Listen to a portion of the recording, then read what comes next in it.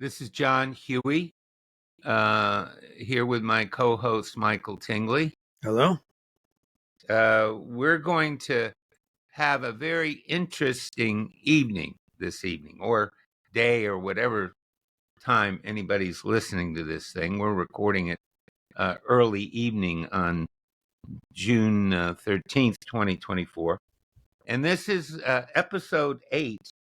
And the title of this, which is probably surprises us almost as much as it will surprise you, is the Hunter Biden case from the perspective of a sober atheist.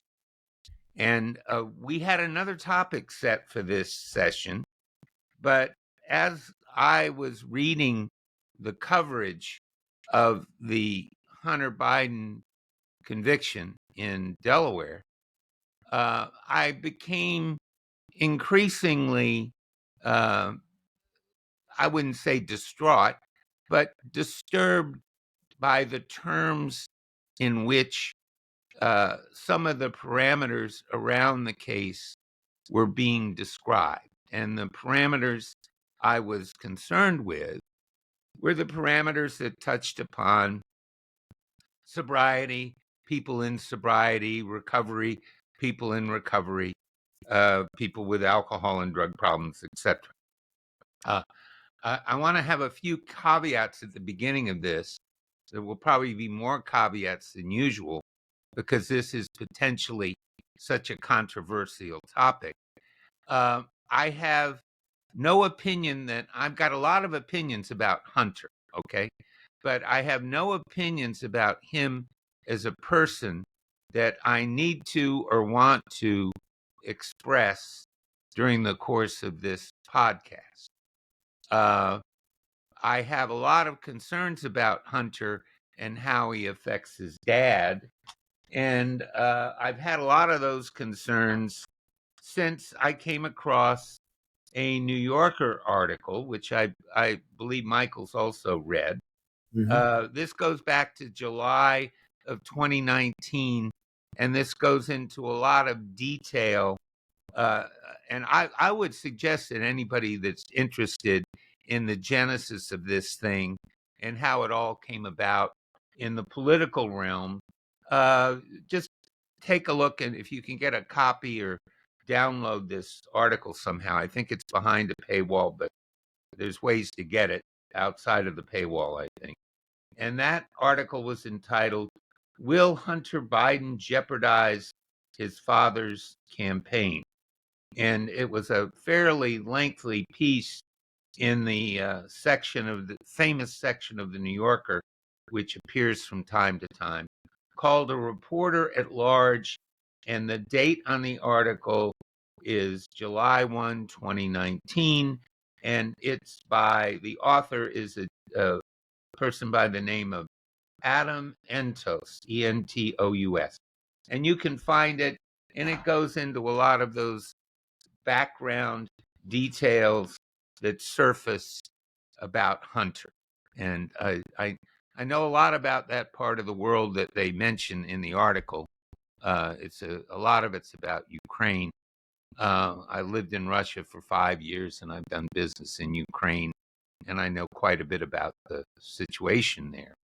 Well, a lot of this story is just a typical story about addiction.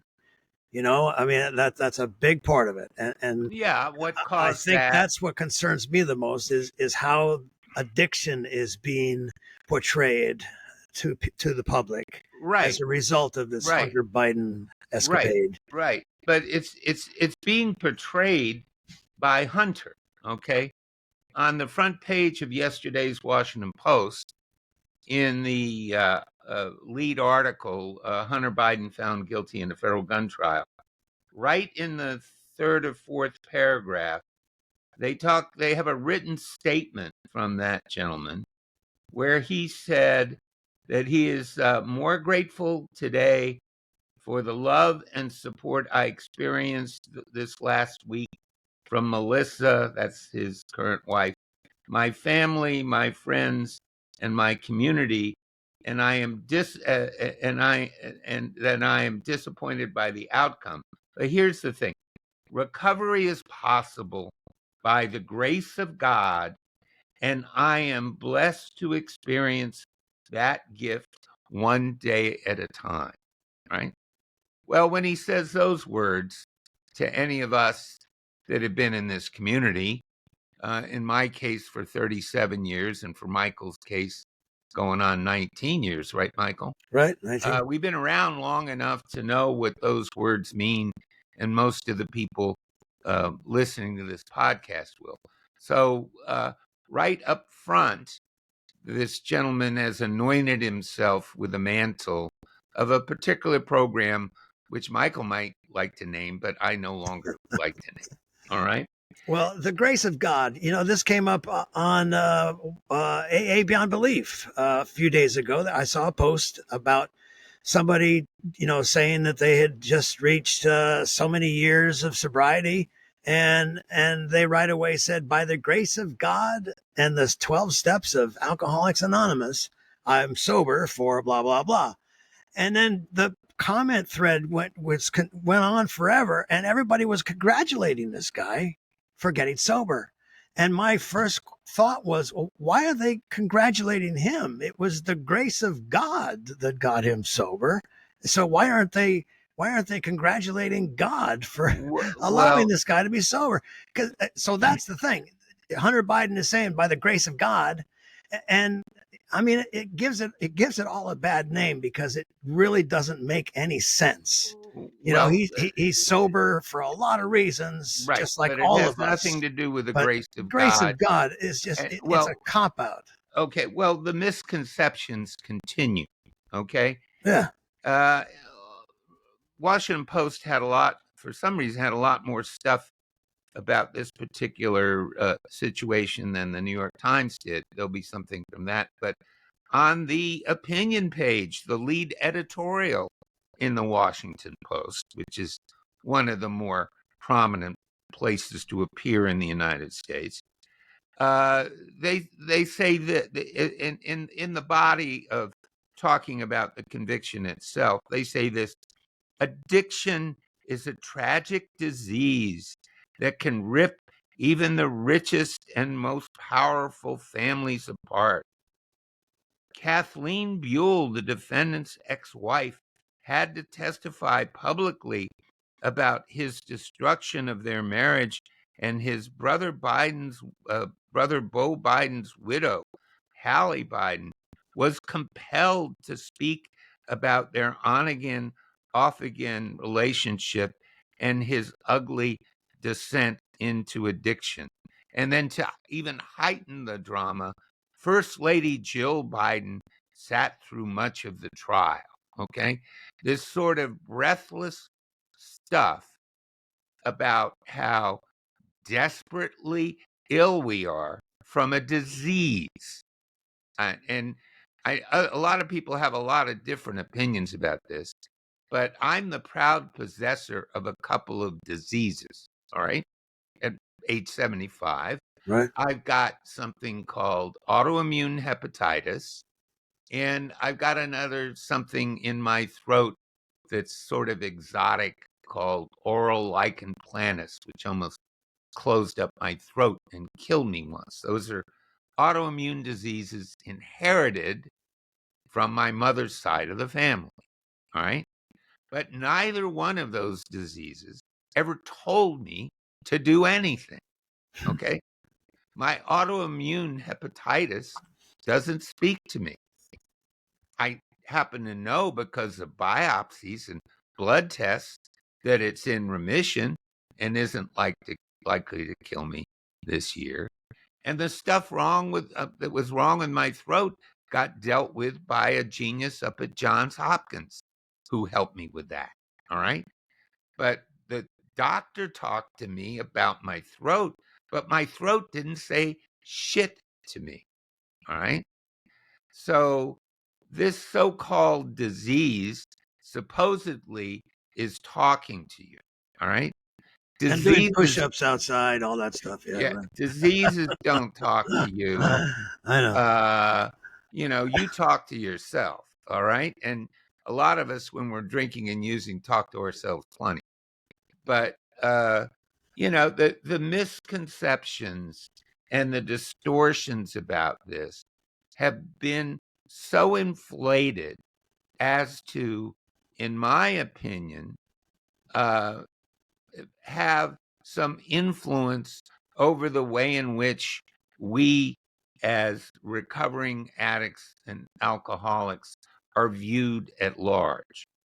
Now, my wife contends I'm recovered because I've got 37 years, and I would say that in a literal sense, I probably am. But, I still identify with this community because of how much it gave me and, the little tiny bit I want to try to give back. But the misconceptions surrounding who and what I had and what I did drive me up a little bit up the wall. All right. And it just went on and on yesterday, and it just goes on. Oh, stuff came up that was even more hilarious. By the way, if you ever have a criminal case lodged against you in Washington, D.C., the attorney to have is the attorney that Hunter had, Abby Lowell. He, without a doubt, is one of the most outstanding criminal lawyers in Washington history and probably in the nation. Okay, he's right up there with the greats. But Okay, wouldn't I want somebody who would get me off? well, sometimes they get you off, I mean, and sometimes they don't get you off because if you happen to be guilty as charged, the jury often finds you so. I mean, the acquittal rate in federal court is less than 5%. Okay. The message is don't get charged with a federal crime. You're highly likely to get convicted. All right. well, is the fact that people are talking about Hunter Biden having the disease of alcoholism, how is that going to affect the sentencing?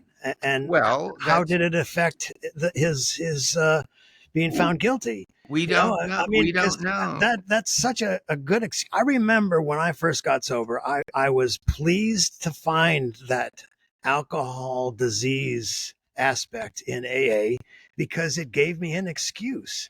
I Of felt course. relieved that it's not me. I'm sorry. It's just because I'm an alcoholic. Of course. And, So how is that going to affect Hunter Biden and the public perception of alcoholism if that disease aspect has any effect on his sentencing? well, that to that very point, back in January, when this brilliant attorney was filing the pretrial motions on this case, Abby Lowell wrote the following: perhaps the prosecution should visit an Alcoholics or Narcotics Anonymous meeting, Hmm. okay, where they will find that the sort of stories Mr. Biden recounts in his memoir, which was evidence in the case, by the way, his memoir of his adventures. These stories are, and Lowell goes on, these stories are not told to gloat, acknowledging the depraved actions that they have taken while in the throes of addiction, and acknowledging responsibility for them is part of the healing process. Okay, well, talking about what you did is part of things, but the depraved actions, all right, that gets me, all right. And then he went on to say other stuff, and then he ended up like this. He said, Mr. Biden has been proudly sober for 4 years now. He claims 5. This was January. He claims 5 years now. A fact the prosecution conveniently omits when it revels in discussing the more salacious details of his history of drug use. Okay. What this does is wrap the entire recovery process in the most public of public ways, right? Together with a bunch of competing legal and other issues that have nothing to do with the recovery that I've had. Zero. Mm-hmm. All right. I mean, is that something that makes sense?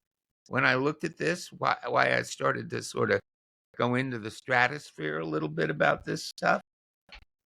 Um, and then it went on and on and on. It just went on. I won't go into all of this stuff, but then the general public gets to chime in. All right. Uh, Getting a letter to the editor published in the New York Times, it used to be the biggest of big deals. I'm sure it's still pretty big deal.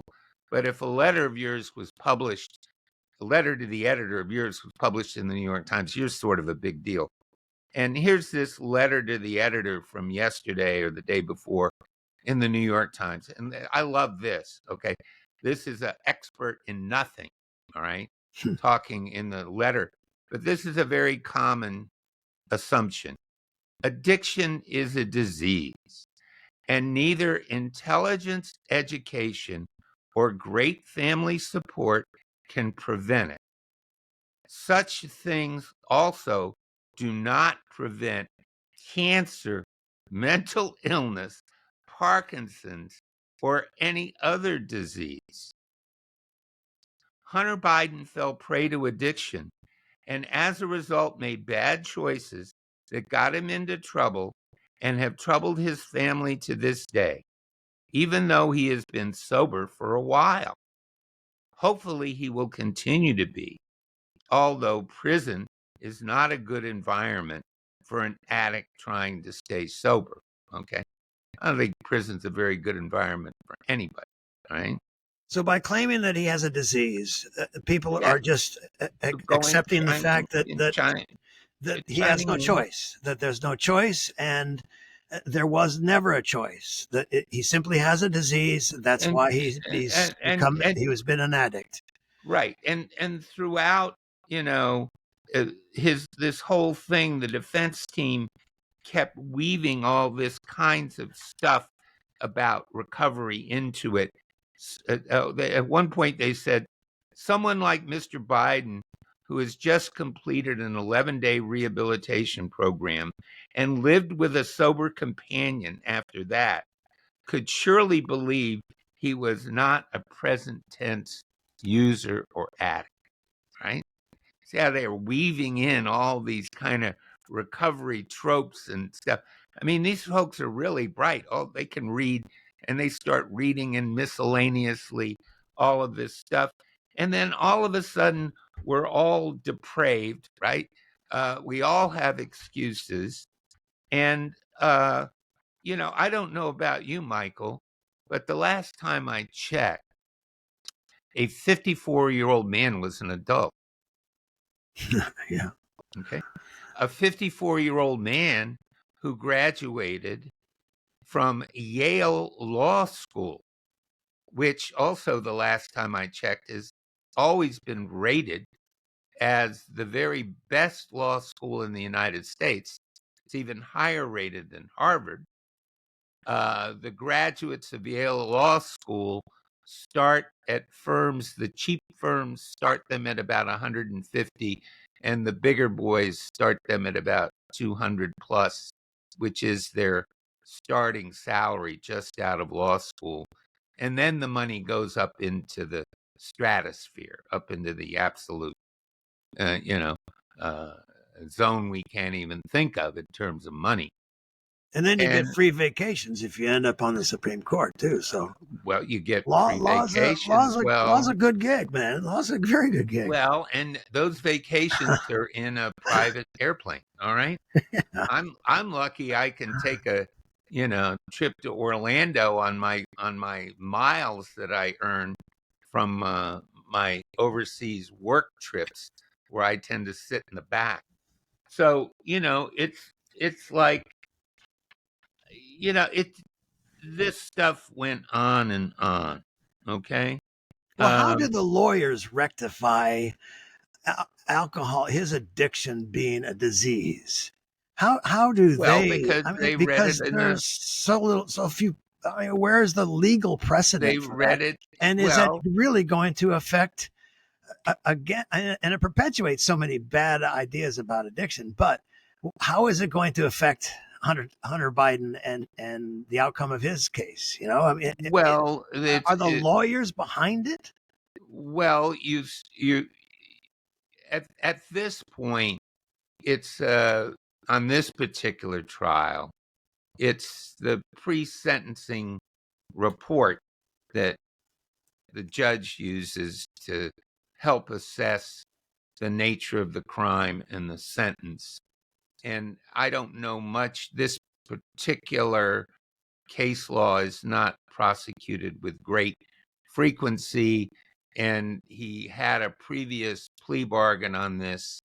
And there's a bunch of other stuff that going into it. But most certainly, in the most public way, they're winding all this recovery stuff into this case. And let me just say another thing parenthetically. I don't know Hunter Biden. I don't know whether he's sober. I don't know whether he's guilty as charged of any crime. I didn't sit on the jury. I saw some of the evidence. A conviction generally is, considered evidence that you're now a convicted felon. And, where things go in Los Angeles on the much more serious case, I don't know. And I'm not that concerned, even though, excuse me, from a political point of view, I'm concerned about this case and how it affects his father, most particularly, who I have the highest esteem for. I have great esteem for Joe Biden. I was privileged to sit and listen to him present after 9/11 when he was a senator to some groups that I was part of and dealing with the government. And I've been able to sit up close and personal and as a listener, not as a participant in the meeting with him, but just listening to him deliver and talk about things that were of interest to me at the time. And I became a fan of his sitting in a room, listening to the guy talk. This is before he was ever vice president and then subsequently president. I'm a very big fan of him. And as far as Hunter goes, what happened to him when he was a child is unspeakable. To be in that car when his mother and his baby sister lost their lives, and his late brother and he were in that car and injured in that as well as young children back in the 70s. So most certainly the fellow was traumatized on some level, but he's also a 54-year-old adult graduate of Yale Law School. Most of those types of people I know around town are fairly rational and somewhat put together. And I don't think anybody's ever brought up any mental illness issue, clinical mental illness issue with this guy. So there's, in the eyes of the law, there's no excuse, right? Yeah. And no excuse. Okay. Yeah. I mean, when somebody gets busted for drunk driving out here, they don't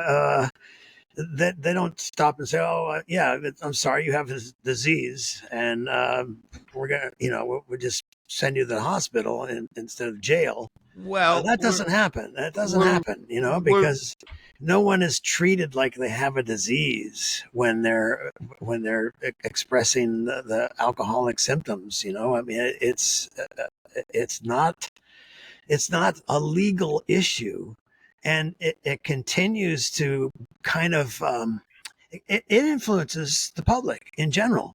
Oh yeah, and their whole perception of addiction and alcoholism is it's influenced by that, by the way the culture uses those terms, right. That disease concept, right, Right, and the hand wringing goes on at the very highest levels.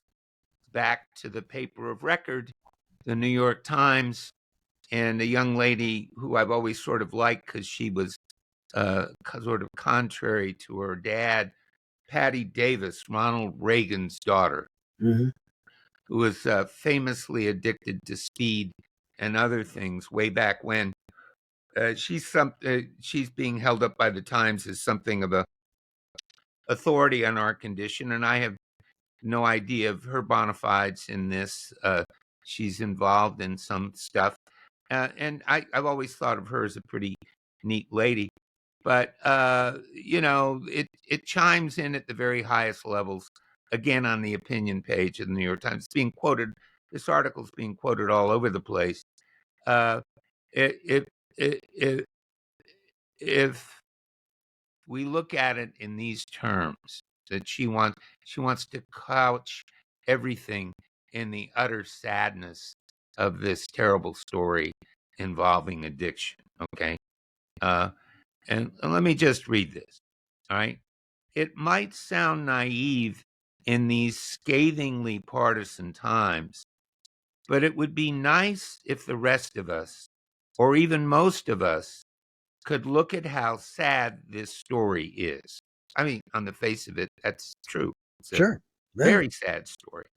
But it goes on to start the violins for a hunter. All right. How a man with a loving, supportive family and every advantage and opportunity still fell into the roiling abyss. I love this roiling abyss of drug addiction and couldn't stop swimming around in its dark waters. How, even though he has worked hard on getting and staying clean, his past mistakes and sins follow him, collide with him, and demand to be addressed.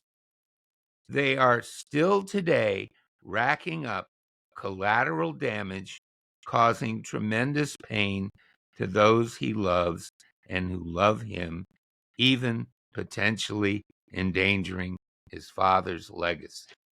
Okay? Cry me a fucking river. Okay?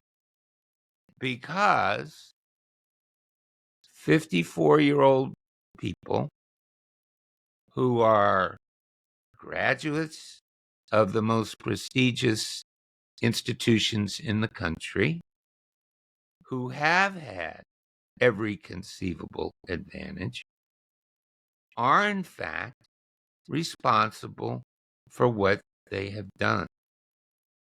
Right? Full stop.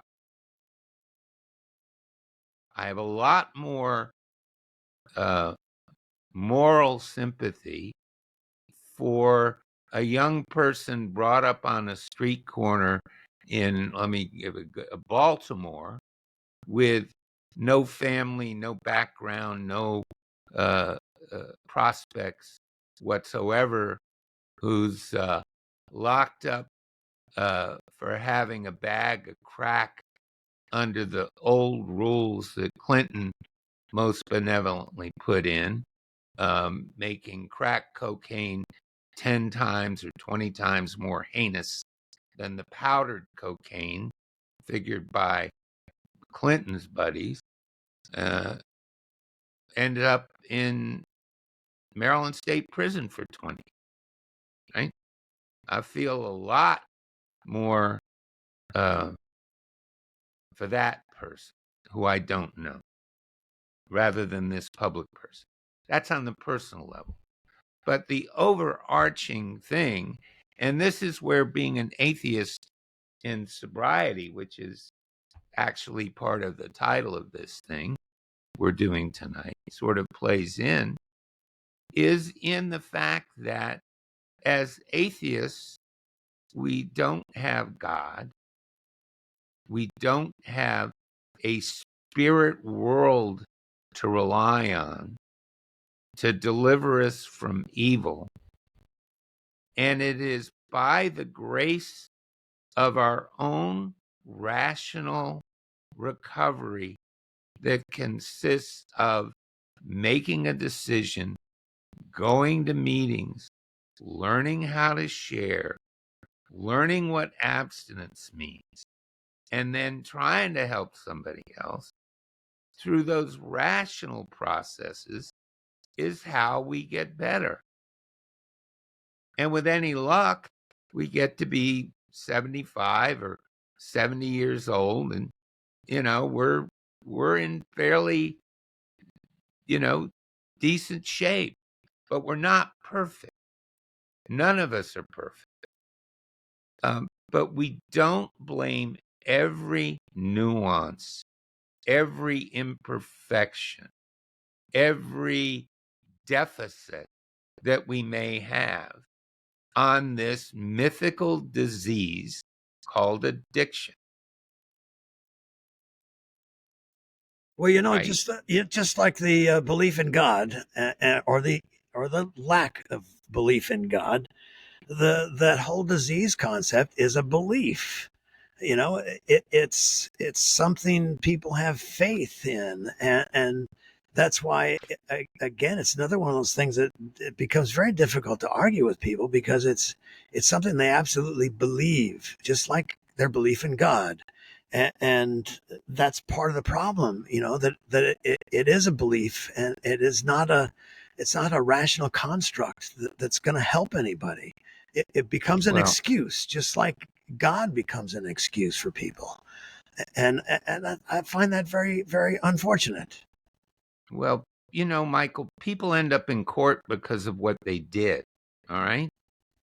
I ended up in divorce court a couple of times because of, you know, choices I made, and had to stand, before the uh, bar of justice, as it were, and make my peace with the system that way. And if I'd made different choices, I wouldn't have been standing there in divorce court, would I? Right, Right? right. Okay. It wouldn't have cost me the incredible fortunes it ended up costing me, at least in my little world, uh, because of choices I made. Not Uh, because of a disease. Yeah, it's yeah, certainly not because of a disease. yeah. I mean, You know, yeah. I I Choices, I not. joke about, Yeah. how you can go from a house in Chevy Chase, which is where Kavanaugh lives, to an apartment on Bethesda Avenue, which is a nice one, but it's across the street from the Mhm. farmer's woman's market, with the sirens going by, which hopefully you can't hear in the background. But that's because of choices. We all make our choices. Yeah, And when we make our choices, we derive consequences therefrom. All right. Later on in the lead article from the Post, uh, they say that the trial also showed the wrenching reality of prosecuting a drug addict, particularly one who has been open about his battles and says he's been sober since 2019. Well, what in the fuck does that have to do with the price of apples, or with the federal firearms code, or the federal tax code, right? Or for that matter, the federal laws against insurrection, right? And sedition, and fraud, and many other things we see in the news. All right, yeah. we're responsible. One of the great things about being an atheist in recovery, in my opinion, is that we get to say quite openly, without the overlay of any of this supernatural, hallucinatory garbage, that we've recovered enough to understand what we did, to understand who we are. I am You know, responsible. That's you are the bottom line for responsible. me. I mean, and My that helps me stay sober, accepting the fact that it is my responsibility. yeah, yeah. But you know, my dad is dead. He died at age 97. years back, born in 1917. Right? But if he were alive and I was before the bar of justice, I would not be going hat in hand with my teary eyes to my father's house the night after my conviction to be patted on the back and basically told, "That's okay, son. You were just an addict when you did it." Uh, well, I didn't come from a family where I would have been well received as a convicted felon. That's another. Yeah, yeah. Neither one of my parents would have received me with sweet, open compassion if I had ever been convicted of a felony, which fortunately I've never been. But had I been when they were alive, my reception at home wouldn't have been one of concern. It would have been sort of a different kind of thing. Because we're talking about deadly serious stuff, Michael. In the midst of all of this, when all of these things are coming out, I saw a piece came out on BBC, which I always loved. When I was having some issues in Russia and couldn't leave the country, BBC sort of saved me while I was sitting there waiting to get out of that place some years back. And, on the BBC posted online yesterday, they were going through some facts and statistics about addiction. And the BBC said yesterday, in 2022, nearly 49 million Americans aged 12 and older struggled with a substance abuse disorder in the past year, according to the U.S. National Survey of Drug Use and Health. About a third of Americans knew someone who died of a drug overdose, according to a study published by the Journal of the American Medical Association. We're talking about some very serious stuff. Big numbers, too, right? Man. That's the story, not some 54-year-old man teary-eyed laying his burdens on a man who's trying to, save democracy and, freedom in Ukraine. I mean, it's bizarre. It's crazy in a crazy world. All right. You would think that, what you would want to do is sort of suck it up and take care of yourself in this situation, not lay it on somebody who I think has a few other problems at the moment. So, I think that we're sort of trapped in this world where addicts and alcoholics are both misconstrued and ignored. Okay? If Yeah. Until alcoholism was you being an addiction, are a convicted felon, son of the president. right, but if our struggles with this were being taken by society with the seriousness with which they're taking this sideshow front page news, all right, I think maybe the 49 million people struggling would be getting more help, right? Or the people that are grieving, the third of Americans grieving a loss of a friend because of addiction, it might be less, because we just don't get it, in my opinion. We get diverted by things in discussing addiction and recovery that are not germane to a lot of people's actual stories. Now, I'm sure there are a lot of people that say they got sober through the grace of God, right? Yeah. Yeah. Yeah. And who are we to contradict them? All right. If they say that, right? But we know that people don't get sober through the grace of something that doesn't exist, right? And ultimately, how does that help people who don't have that faith, that belief in God? I mean, they Doesn't help just them in assume, this way. well, if I don't have God, how am I going to be sober by the grace of God? I mean, Well, what do I do? it's just another thing. It's just another thing. You and I both know from our own histories and the histories of others we met along the way in our journeys that addicts and alcoholics love an excuse to take another drink. All right. All right. If you're, Yeah.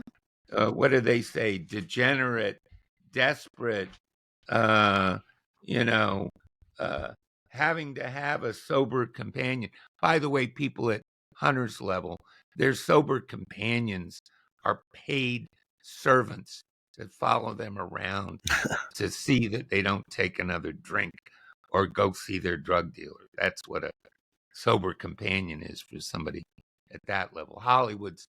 There's a whole profession of people in Hollywood that do nothing but follow loaded celebrities around trying to, grab fentanyl out of their little greedy hands. So, uh, but what we're about is a whole other thing. I mean, we're trying to deal with serious business in a serious way, In a simple which way, is what, in a simple way too. I mean, and a simple way, and an effective way that doesn't involve demonization, hand wringing, false contrition, fake statements in the news, uh, and a lawyer that suggests your prosecuting attorney go attend an Alcoholics Anonymous meeting. mm, That right there got me going. Yep. It's just what we want to do. All right. I think of all the wonderful people that could be with us today in the public eye, who were in the public eye, who are not with us today. People that I saw perform, people like Jim Morrison, for example, who was a wonderful, creative person. People like Prince, who I saw do one of the most incredible performances that I've ever seen in my life. And people like Michael Jackson, who sadly had a lot of mental issues to go along with his addiction, but who could possibly have pulled out of and owned up to some of his criminality had he ever gotten sober. We see the real tragedies and the total tragedies around us all the time. But to use recovery and recovery from addiction to try to, I don't want to use, weasel your way out of a federal crime is, I I know I'm going to get people on my ass about this. That's offensive to me, right? What we're doing is more serious than that. We're literally trying to keep people from, going the way of, Jim Morrison, Prince, and Michael Jackson, right? yeah, You yeah, know? yeah, Okay. I mean, we want them. We want those type of people. We want everybody, not just the great, artistic geniuses like those three, but we want everybody to stay alive we don't want anybody to die from this. That's the seriousness of it. But to turn this thing into some sort of lifestyle choice or lifestyle tragedy or, you know, front page drama, it just doesn't address those statistics that BBC stuff. I knew this stuff, but when I saw the 49 million, that number, 49 million of us out there within the last year. That's just an overwhelming number to me. And those are the ones that are alive, not to mention the ones that are already dead, that plunge their friends and relatives into grief. We're talking about the ones that are alive. I mean, Christ, we got a job a lot bigger than us, I think, right? Yeah. Infinitely bigger than us.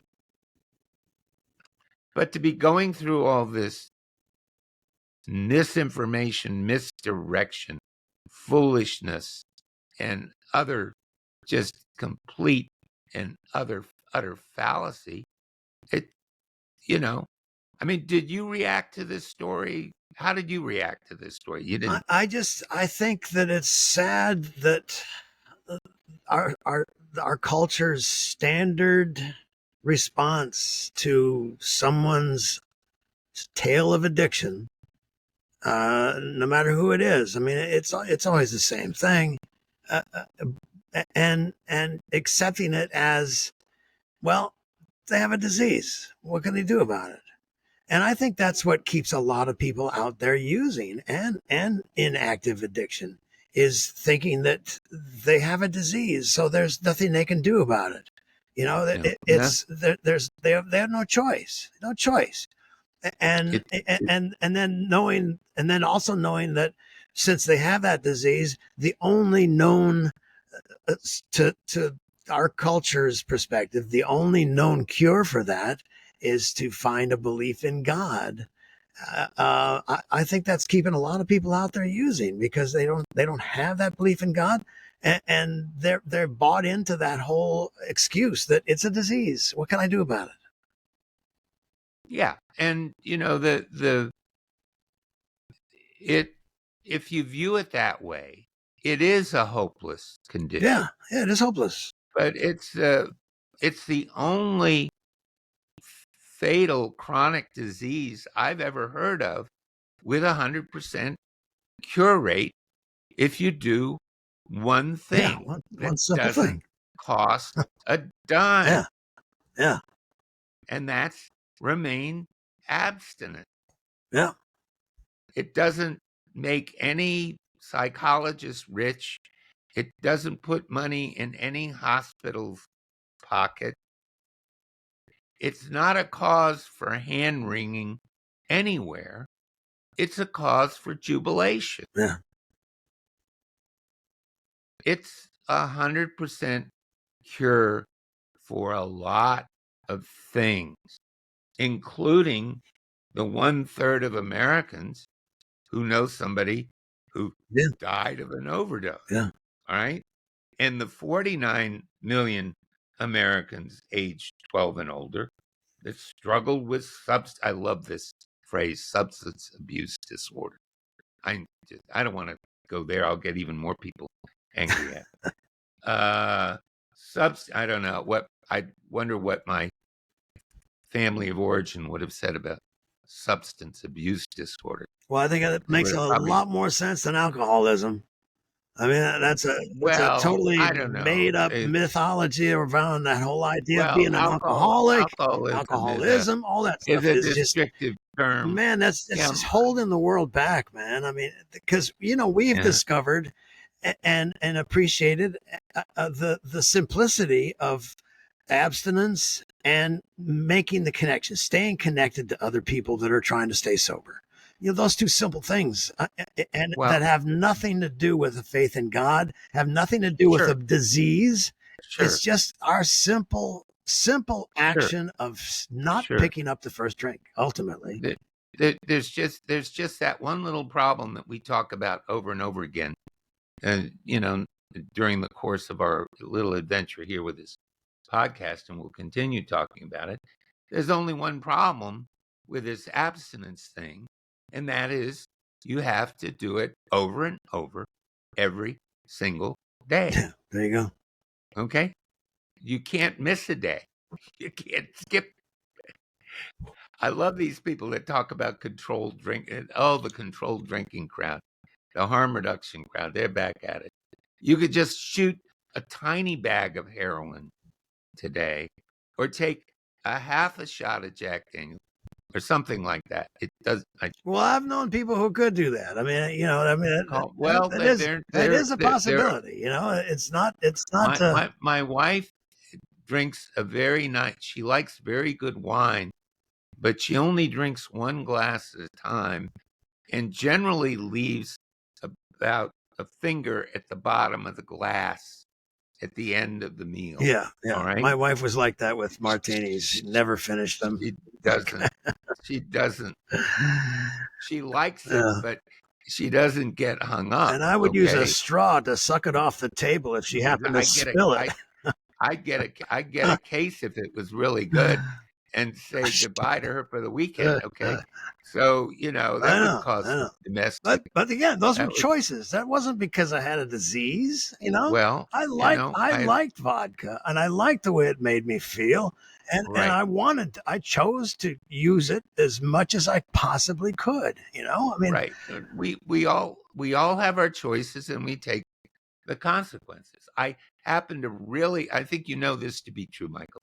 I happen to really, really like being married to the person I'm married to. Right? yeah, I think you believe that that's a to good be thing. true. It's a good Okay. thing. Yes. I really, really like that. But that wouldn't last 24 hours if I went back to my old habits that Yeah. Yeah. ended on January 3rd, 1987. If she'd met me well, she was too young, but if she'd met me in, the fall of 1986, she never would have spoken to me. Okay. Because I was a fucking drunk, right? At that time. And I haven't been for a very long time. And that's the message we're trying to get across. And all this stuff with Hunter, excuse me, I just don't see it doing any of us any good. And it's reinforcing some of these pejorative labels about our, Oh yeah. disgusting All pathological that AA speak, selves. is it's just I find it disturbing that it's so embedded in our culture, the vocabulary of AA. Well, Yeah, it's common knowledge, yeah, okay? I mean, that letter to the New York Times, somebody I never heard of and will never hear of again. Addiction is a disease. yeah. I love the paragraph. I'll read it again. Addiction is a disease, and neither intelligence, education, or great family support can prevent it. Such things do not prevent cancer, mental illness, Parkinson's, or any other disease.